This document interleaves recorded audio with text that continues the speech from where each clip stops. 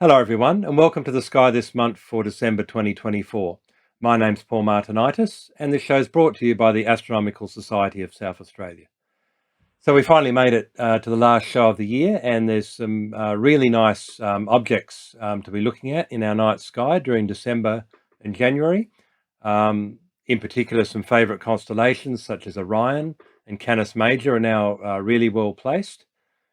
And in terms of the planets, Jupiter came to opposition earlier in the month, so there'll be some great opportunities to look at Jupiter, both December and through to January and February. And also Mars is coming into opposition on the 16th of January. So now is a good time to start looking at Mars as well, because its observational window is only a couple of months. So we'll talk more about those two planets in some more detail later in the show. And of course, we'll also look at some nice deep sky objects to take a look at as well. So as usual, we'll begin by looking at a tour of the night sky.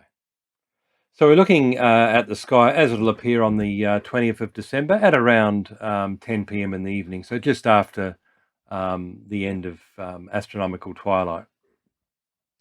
So looking towards the west, we can see Venus is now in Capricorn. So I'm sure you would have all noticed Venus, by far the brightest object in the evening sky. So that'll continue to be viewable throughout December. A little bit higher up in Aquarius is Saturn. So December is a great last opportunity to take a look at Saturn in the evening sky before it becomes lost in the evening twilight, which will occur mid to late January next year. So looking towards the north now, and this part of the sky towards the left, towards the northwest, is dominated by the Great Square of Pegasus. A little bit higher up, of course, we have Pisces and Cetus. So while you're taking a look at Pegasus, following towards the right, a great opportunity to take a look at the Andromeda Nebula. It's under a good sky. It's of course a naked eye object, but certainly if you've got a view of the northern horizon, you should quite easily be able to pick it up in binoculars. The best way is to start at the lower right-hand corner of the Great Square of Pegasus, and then all you need to do is just follow along 1, 2 stars, and then move down about 4 or 5 degrees. And if you do that sweep with your binoculars, you'll see that the glow of Andromeda will be quite apparent. In the eastern part of the sky, we can see that our favourite summer constellations are now really starting to come into view. So starting from the left, we have Taurus, the bull, currently the location of Jupiter. And around late December, Jupiter will make a lovely pairing with Alpha Tauri, better known as Aldebaran, that nice reddish star. While we're in the region of Taurus, of course, don't forget to have a look at the Pleiades, a lovely binocular object, or, of course, even a naked eye object as well. So moving past Orion, we, of course, have Lepus above it. M79 is a very nice globular cluster. It's, in fact, probably my favourite globular cluster, simply because it's the first one I ever properly saw through a telescope, probably because it's the only one I could find readily when I first bought my 12-inch telescope. And it's quite easy to find because you can see there the top of Lepus has this sort of bent type kind of line, and it sort of makes half a diamond. So if you imagine M79 completing and making a complete diamond, it's quite easy to locate in reference to Lepus. Here, a bit further down, we have Canis Major and Puppis, and this region of the sky, Canis Major and Puppis, will be where we'll focus for constellation of the month for December. So we'll look at 3 or 4 of the many fine deep sky objects in that part of the sky later on in the show. Looking a bit further up around the zenith, of course, we have Eridanus, one of the longest constellations after Hydra. Lots of nice galaxies in there. We also have Fornax very close by as well. And we went through some of the highlight galaxies in that region of the sky in the November show. So I think galaxies like NGC 1365, NGC 355, and so on. So if you missed the November show, I invite you to go back and just take a look at that part where we took a look at some of the fine galaxies in that region of the sky, because at the moment they're still really high and well placed for observing. And finally, looking towards the south, there's also a lot to see. So over to the left, we can see the great Argo Navis constellations, Vela, Carina, Puppis, and Pyxis are now visible above the horizon. And of course, once we get into autumn next year, they'll be really nicely placed, nice and high in the sky. But we can still get a good view of them now, particularly Puppis. Dorado is and Reticulum, lots of nice galaxies in that part of the sky. They're now nicely placed to take a look at. And of course, we have the Magellanic Clouds. So we have the Large Magellanic Cloud to the left here near Dorado, and the Small Magellanic Cloud here in Hydrus. And of course, everyone's favourite globular cluster, 47 Tuc. Not to be missed, and now really high in the sky and well placed for taking a look at. So we'll now take a look at the calendar for December.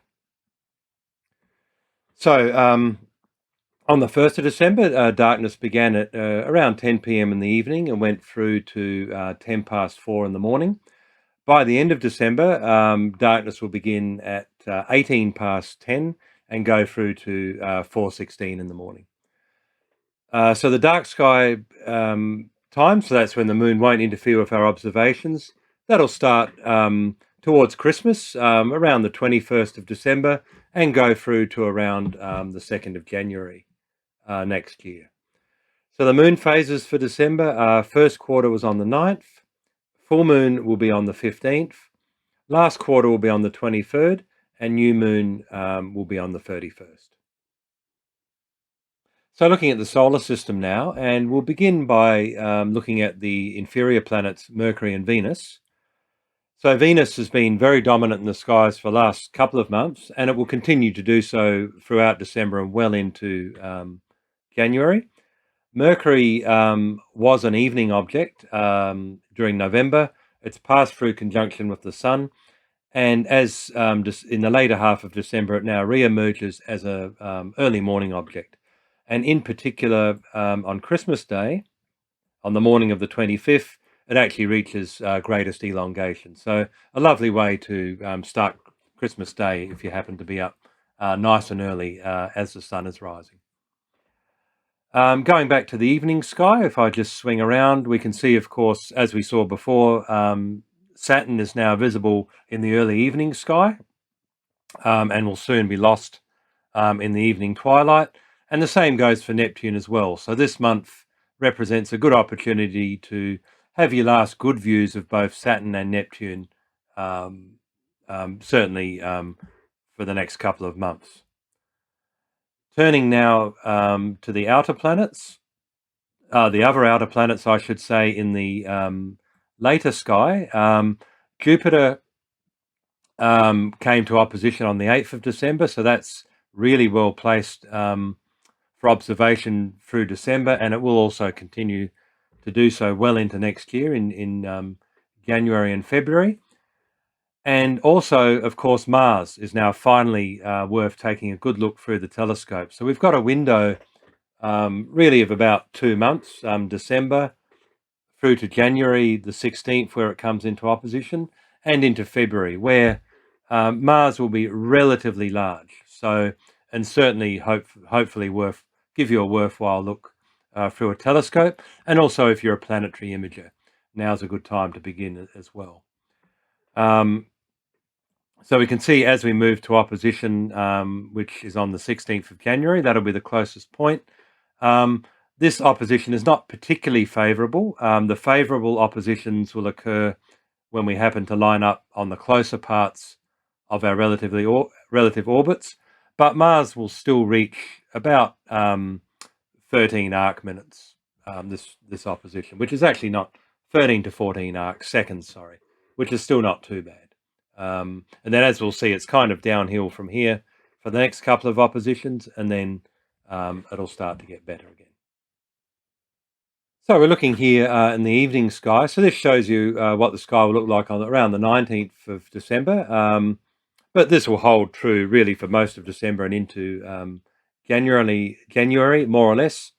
Particularly for Saturn and Neptune. Venus will move quite a bit quicker.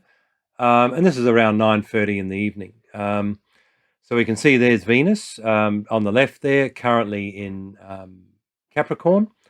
Saturn, you can see there, these figures are for around the 20th of December, currently transiting at about 6:30 in the evening, so really before the sun even sets.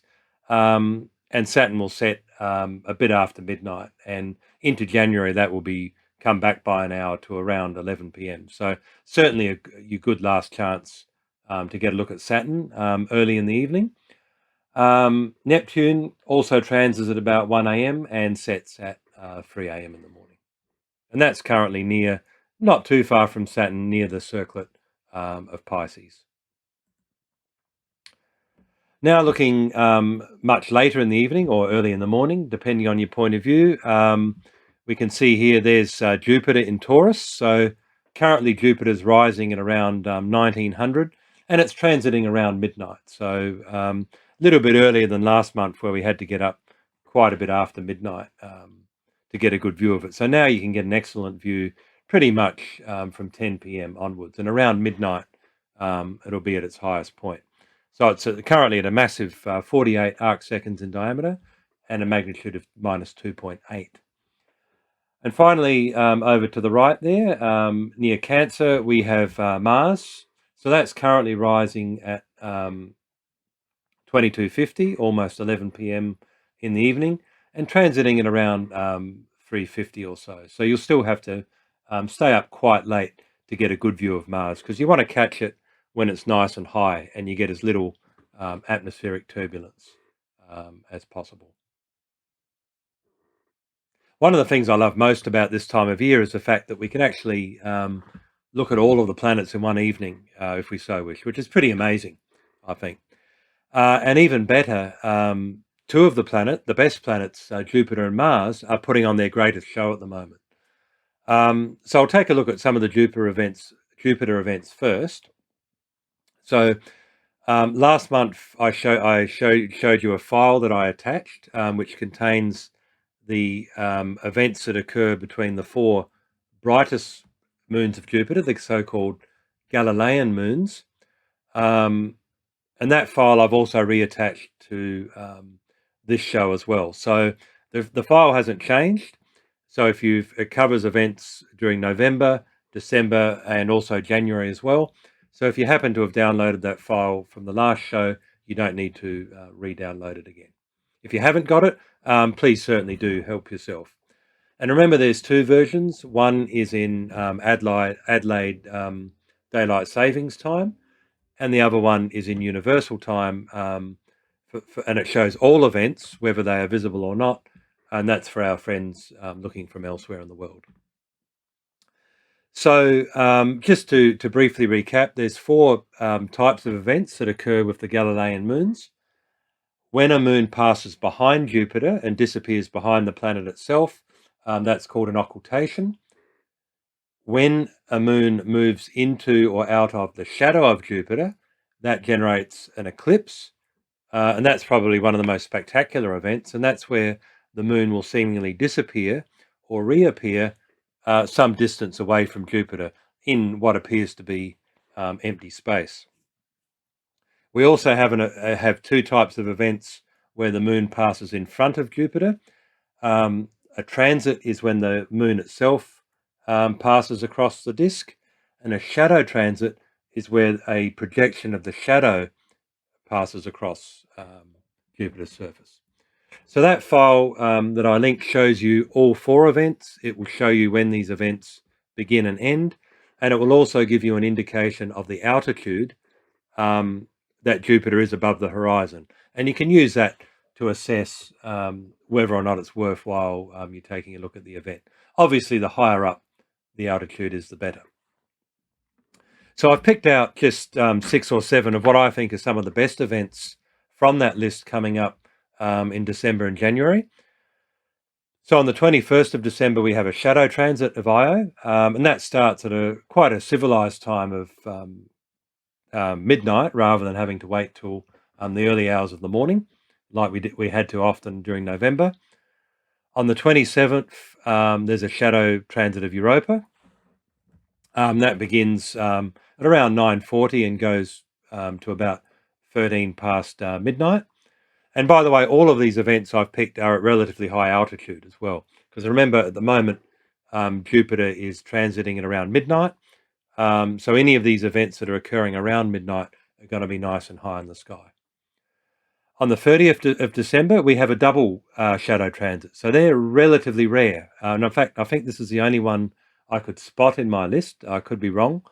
So this one is on the 30th of December, and that involves the shadow transit of both Ganymede and Io. And then on the 6th of January, we have a double transit. So Ganymede, you'll just see the moon itself pass across the surface of Jupiter, but at the same time, there will also be a shadow transit of Io. And then the final 3 events are eclipses. So we have 2 reappearance events. We have a reappearance of Io on the 7th of January at 21:48, and we have a reappearance event of Europa on the 12th of January at 23:40. And finally, there's a very, very rare eclipse, well, certainly for this time of the cycle, because this involves both a disappearance and a reappearance. So that's on the 24th of January, where a Ganymede will disappear at around 11 p.m. It will reappear at 1:25 in the morning. So that's definitely an event you won't want to miss, assuming, of course, the sky will cooperate. And one more quick thing I should say is, remember, these times are only predictions. They're typically accurate to plus minus 5 minutes. But if it's a really important event like that eclipse, I would certainly start observing Jupiter, perhaps even as much as 15 to 20 minutes before the predicted time. So finally, we'll take a look at Mars. One of my favourite planets to observe. Can be a little bit frustrating because you need to get it on a night where the seeing is really almost perfect. And also, of course, we only get narrow windows to observe it because normally it's too far away from us and its diameter is just simply too small, certainly to visually pick up much detail through a telescope. So we need to observe in the month or two around opposition where it's closest. So on that table to the upper left, I've just listed the mid-month diameters for December through to March. So you can see mid-December, it's around 13 arc seconds in diameter. As we approach the middle of February, on the 16th, it reaches opposition. So it'll get just a little bit bigger at 14.6 arc seconds. By mid-February, it will shrink again to about 12.3 arc seconds, which is still quite usable. And then by the middle of March, it'll be 9.5 arc seconds. And from there, it'll slide down to a very small size. So really, the observing window is pretty much from now through to, let's say, certainly mid to late February. So unfortunately, this is not an optimal opposition. So if you look on that table to the lower left, I've listed the opposition diameters. So this month it's 14.6. In 2027, it's all downhill from here. We get to the worst opposition, which will be just a little bit smaller at 13.8. And finally, in 2035, in another 10 years' time, it'll be back up to nearly as best as it gets, which is almost 25 arc seconds in diameter. So I've just shown you a picture. This is a picture I took in the 2020 opposition, which is quite a bit more favourable at 22 arc seconds. And it just points out some of the types of features that you can see on Mars on a really good night. In fact, the night that I took this image, I could also see virtually this same view through the eyepiece, which is very, very rare. It was a really good night of great seeing. So you should be able to see on a good night the polar caps onto the north there. You should also be able to see some of the darker markings on the planet's surface. And also sometimes you can see there, like in the lower picture, you can actually sometimes see a haze or even clouds in the atmosphere. And that's what makes Mars so fascinating to look at, because you can actually see not only surface features, but atmospheric features as well. And they can change from apparition to apparition, and they can even change over a couple of weeks and months as you observe the planet. And just one more thing I wanted to add when observing Mars, particularly if you're observing it for the first time, is don't be disappointed if you don't see anything. Many times I looked at Mars. In fact, I probably the first couple of years I had my telescope. I looked at Mars and I really didn't see anything on it. It was just at best, a tiny red disk, and at worst, it just wobbled all over the place. And I even thought maybe my telescope wasn't good enough to see it. But really, the limiting factor is generally the atmosphere. So you've really just got to wait for those rare times when your telescope is nice and cool, catch it at its highest point, and when the atmosphere cooperates, you'll just see it come into view. It'll look similar to what you see in this photo, just a tiny little disc, and you'll suddenly, even sometimes for fleeting moments, you'll just see that detail lock in, and once you see it, you'll never forget it, and then you'll want to see it again. So my recommendation is every good night during this period, um, try and take a look at it.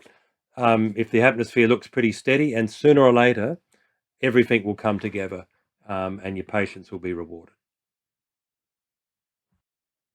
So our deep sky objects for this month are going to be found in the region around Canis Major. So we'll begin in Canis Major, then we're going to take a little journey around the bottom of Puppis, and then we're going to end up over here in Pyxis. Our first object is an open cluster, and that's the Tau Canis Major cluster. And I'll just sort of show you the region where it is. So it's sort of that's Tau Canis Majoris here. So it's not too hard to find. Canis Major's got quite a definitive shape, so it's not too hard to navigate around. So this is a wonderful open cluster, quite compact, and it's got Tau Canis Major right in the middle, which is the brightest star in the cluster. Might even be a foreground object to the cluster. I'm not entirely sure. But what makes this cluster really special is it's surrounded in this very subtle bluish nebulosity. So when you're looking at this cluster, if you notice a little bit of a fog around it, particularly on a nice dark transparent night, it's not your eyepieces fogging up, that's actually the nebulosity that's surrounding that nebula. So it's surrounding that open cluster. Now the next object is one of my favorites, Thor's helmet. So Thor's helmet is a little bit I wouldn't say no man's land, but it's a little bit far away from the Canis Major itself. So here we are starting at Gamma, and if we make our way about, so that outer circle is 4 degrees, and Thor's helmet is here. So it's about a little bit more than maybe 4.2 degrees away from Gamma Canis Major. So there it is right there. So this is a wonderful object. And I like this black and white photo too, because this shows you much of what you can see on a reasonably sized telescope on a really dark night. So this is actually an emission nebula that's surrounding a Wolf-Rayet star. So a Wolf-Rayet star is a star that's generally quite a massive star. There's a whole different classes of them, but generally they're towards the end of their life, and they're in kind of a supernova phase, radiating heavily, relatively unstable. And so the nebula we're seeing here is probably an interaction. The bubble is a shock wave, that bit in the center there, and the arms are kind of interactions and shock waves and interactions with the interstellar medium surrounding the star. So this is another one of these objects that responds really strongly to an O3 filter. I would almost say that no free filter is essential to get a great view of it. And even under light polluted skies, if you pop the filter in it, you can usually get a pretty good view. Of course, it's much better under a dark sky. So generally what I can see is you'll see the central star, and then you'll see this roundish sort of bubble structure in the middle, and then you'll see at least 3 arms. So I guess these are the horns of the helmet here. These are the two strongest ones that are usually very prominent. And then there's a much fainter third arm that you can see up here. And on a really good night, with a fairly low, medium-sized 12-inch or above, with a filter, you can actually also sometimes see some of this mottling and cloudiness that you see in this photo here. So it's a really fascinating object. And the great thing is you don't necessarily need super dark skies to get a reasonable view of it. But you do definitely need a filter, I think, to get a good view of it. Now, our next object is always fascinated me, this object. This is Messier 46, M46, and it's one of the few open clusters that has a planetary nebula inside it. So the cluster itself is wonderful, M46. This photo gives you quite a reasonable representation of what it will look like through the telescope. I find the magnitudes of the stars, there's probably at least 100, 150 stars visible in the cluster, and they all appear to me to be about the same magnitude. So it looks almost like a mini pincushion cluster, if you like, but much finer and much little bit fainter. And then if you look carefully within it, you'll see this little grey circle. So you can't see the colour, but it'll appear like this little grey circle at low magnification. Now it's actually a planetary nebula, NGC 2438. The good thing about this planetary nebula is you can actually view the cluster and see the planetary nebula. You don't necessarily need a filter to bring it out, although a filter will enhance the prominence of the planetary nebula a little bit.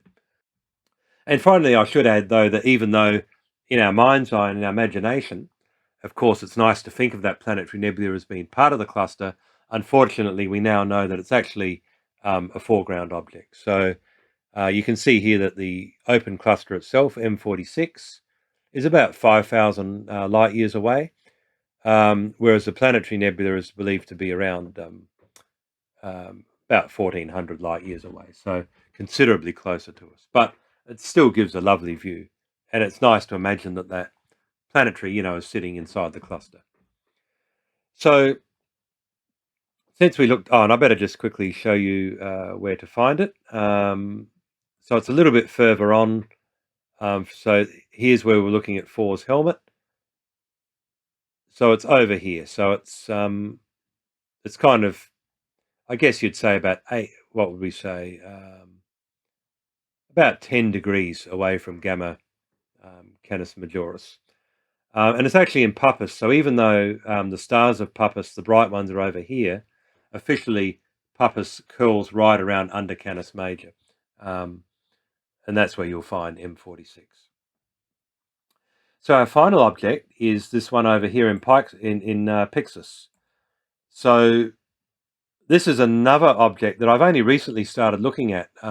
As far as I was aware, M46 was the only readily observable cluster with a planetary, but then I found out about NGC 2818. So this is another cluster that has a planetary nebula inside it, and it's well worth a look as well. Probably the easiest way to find it, Pyxis itself is a fairly faint constellation. The easiest way to find it, I think, would probably be to navigate from Gamma Valorium, perhaps. And it's about 8 degrees away from Gamma Valorium.